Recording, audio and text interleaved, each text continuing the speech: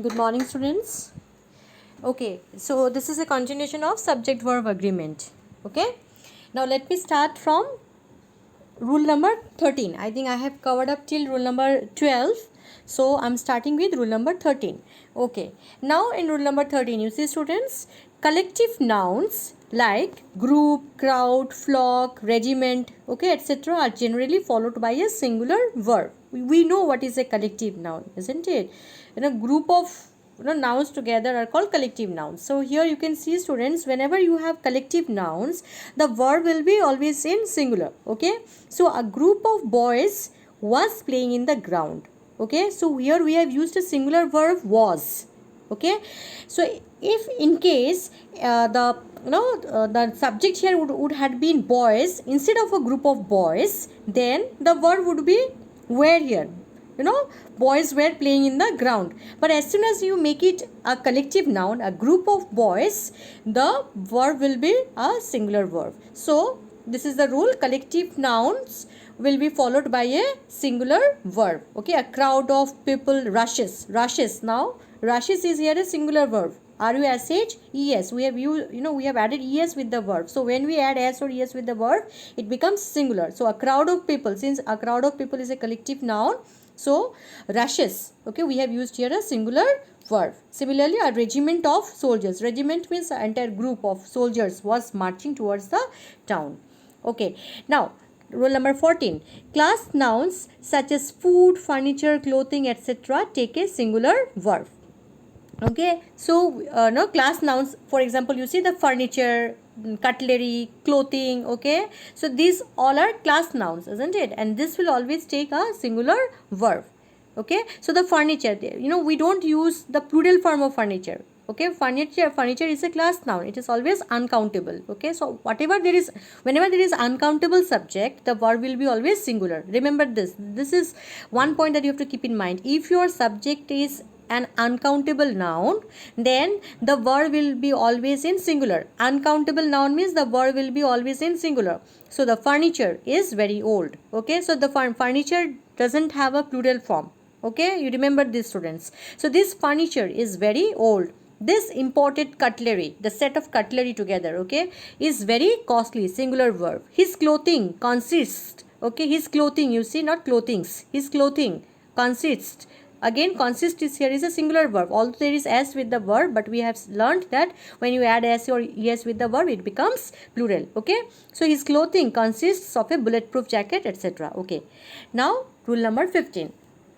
Some nouns which appear to be plural in form when preceded by a pair of take a singular verb. For example, shoes, scissors, trousers, etc. Now this is also a very important rule, students. You see, when some nouns are preceded by a pair of, okay, then it will always take a singular verb. For example, a pair of scissors, a pair of trousers, a pair of shoes, a pair of spectacles, isn't it? Whenever there are two things included in one item, okay, we say a pair of, isn't it?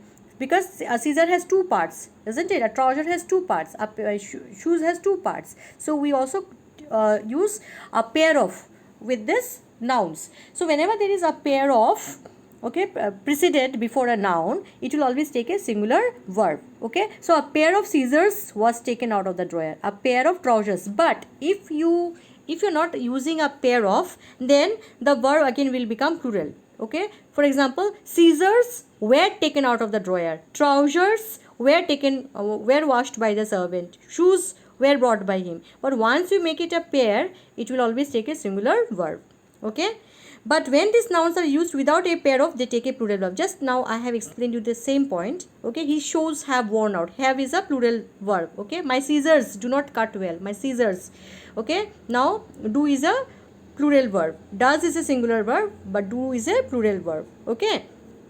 Next, some nouns are preceded by a lot of, now this is also very important. Some nouns are preceded by a lot of, a plenty of, a great deal of, etc. Okay, now please try to understand here while applying this, many students make mistake. These nouns take a singular verb when they refer to amount or quantity. See, students, I have already told you that if your noun is uncountable, That means if your noun is referring to some amount or quantity, that means if it is referring to amount or quantity, it will be uncountable. Then if it is preceded by a lot of, a plenty of, a great deal of, then it will take a they will take a singular verb. They will take a singular verb. But if a lot of, a plenty of, a great deal of refers to, it is added with some countable nouns, okay, or you can say they refer to numbers. Numbers are always countable. It will take a plural verb. I explain once again. You see, some nouns are preceded by a lot of, a plenty of, a great deal of, etc. Okay.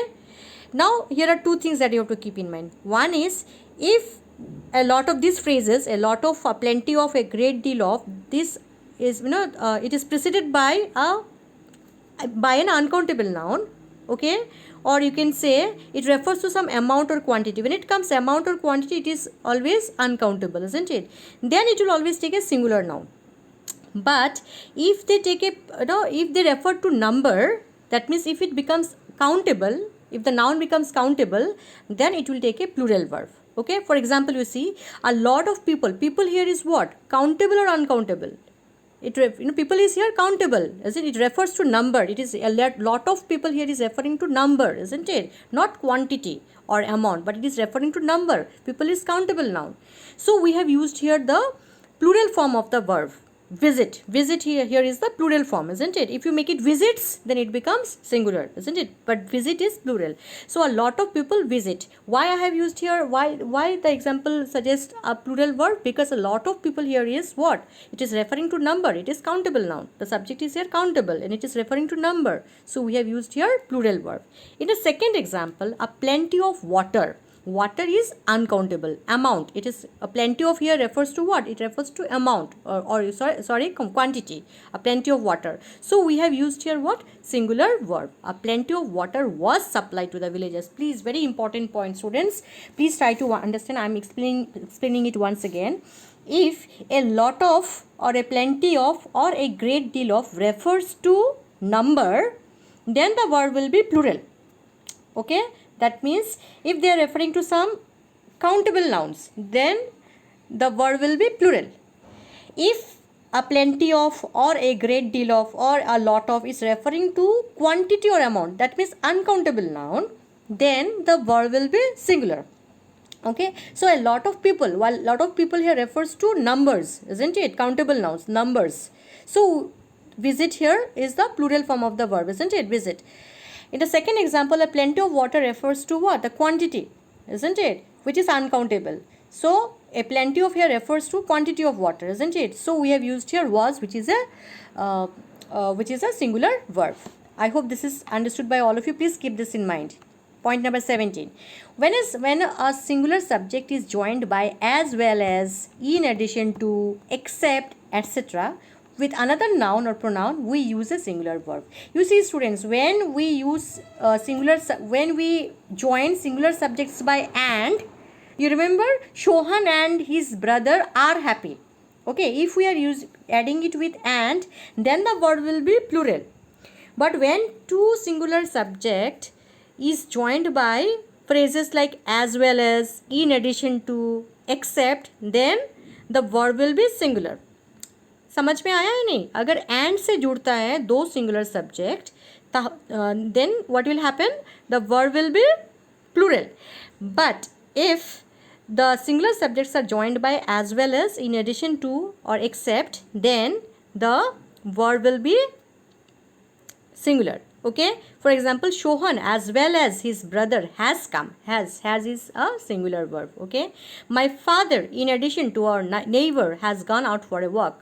Okay, in addition to, my father, our neighbor, two singular subjects, okay, added by in addition to, will take a singular verb. Has is here as a singular verb. Everyone except Satish was present. Everyone, one subject, except another subject, okay, joined by except. So here the verb will be singular. Okay. Next, a singular verb is used with singular pronouns. Each, either, neither, anyone, etc. These are all singular pronouns. Okay, student? So these are all singular pronouns. So this will always take a singular verb. Each of the boys, neither of the students. Now each of will always be followed by a plural noun, isn't it? Each of the boys. So don't get confused with boys. Don't write here where, because it is preceded by boys. No, your subject is agreeing with the pronoun each here, not with the noun boys, isn't it? So each of the boys was given a prize. Okay, neither of the students. Once again, see, students here is plural, so don't get confused. Okay, don't use where here. Okay, your was, verb was is here agreeing with neither, not with the students. Okay, here the pronoun is neither. Okay, everybody has helped her. Everybody, once again a singular pronoun, so the verb is a singular verb. So we are going to use singular verbs with singular pronouns. For example, each, either, neither, anyone, etc. Okay, these are very important points. You know, these rule number 16, 17 and 18, very important. 19, I'm going to share the slides with you once I finish this lesson. When two or more subjects are connected by nor or, the verb is used according to the number of the noun nearest to it. Very important. Once again, students, see, when two or more subjects are connected by nor or, then what happens? The verb will agree with the number of the noun nearest to it. Okay, let us try to understand it with the help of the example. Neither she nor her sisters visit the temple. Now this is a neither nor sentence, right? Neither nor. Now in this kind of a sentence, okay, when subjects are joined by nor, then the verb here will agree with the noun which is nearer to it. Okay, now here we have two subjects, right? One is she and the other one is her sisters, joined by what? Nor. Okay, now if you try to if you try to understand what is the subject with which the verb should agree, then I will say that it is the subject which is nearest to the verb. Okay, now sisters here is a plural noun, right? Sisters. So here we have used a plural verb, visit. So your verb will not agree with she, it will agree with sisters here. Okay, very important point, students. When two or more subjects are connected by nor or, then the verb will agree here with the subject which is placed near the verb. So what is the subject which is placed near the verb here? Sisters. Sisters here is plural. So visit here is also a plural verb. Understood? Okay, now next example. Either they or he is telling a lie. Now again we have here two subjects, isn't it? One is they and the other one is he. Okay, now out of these two, he is the subject which is placed near the verb, which is supposed to be placed near the verb. So since he is singular, so we have used here the singular verb is. We are not, the verb is not here agreeing with they, it is agreeing with he according to the rule. Okay, so either they or he. So you are not going, if you write here are, then it will be wrong. So these are the things that you will get in your editing part, students. Okay, so for example, you may get a sentence where they give you either they or he are telling a lie. So you have to immediately catch this rule that here are is the incorrect word, because here the two subjects are joined by or. So the verb here will agree with the noun which is sitting near to it. Okay, so it will be a singular verb here. Okay. Now, a collective noun such as, see, in the previous slide I have shared where it is about the collective nouns. Yeah, see, here in rule number 13, collective nouns like group, crowd, flock, they are generally followed by a singular verb. This is what we have learned here, isn't it, in rule number 13. Okay, now let us see what happens in rule number 20. A collective noun such as jury, committee, family, etc. takes a singular verb when it is considered one unit.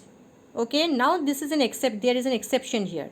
Okay, but when they are regarded as individuals, they will take a plural verb. Did you understand? When that collective noun is taken as one group or one unit, it will take a singular verb. That is what we have learnt in the previous slide. Okay, previous rule.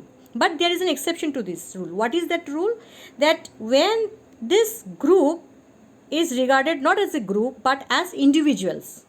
Okay, when we are paying more attention on the individuals in that group, in that collective noun, it will take a plural verb. For example, you see, the jury is about to give its decision. Now here the jury, okay, group of members, judges, okay. So here it does not mean the jury, it means what? The jury as a whole. The jury as a whole, isn't it? A group. So here we have taken what? It has taken a singular verb is. The jury is, because here the jury is considered as a group here. Okay. In the second example, the jury are divided in their opinion. That means the judges are divided in their opinion. That means the members of the committee, you can say, or the jury have different opinions. So here you have to understand that the subject here is referring to what? Different individuals in that particular group. So here we will take what? It will take a plural verb. In the previous one, the jury as a whole takes a decision. Okay, it is considered as a whole.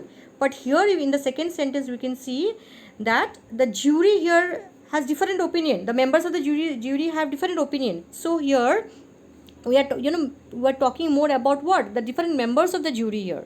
Okay, so here the verb is a plural verb. Okay, now next one, the committee is meeting tomorrow. Committee is meeting tomorrow means what? Here it is talking about the entire group of people. Okay, that committee. Okay, that unit. Okay, but in the next sentence, the committee have decided to raise the membership fee. That means the members of the committee. Here means what? The members of the committee have. So here we have used here a plural verb have.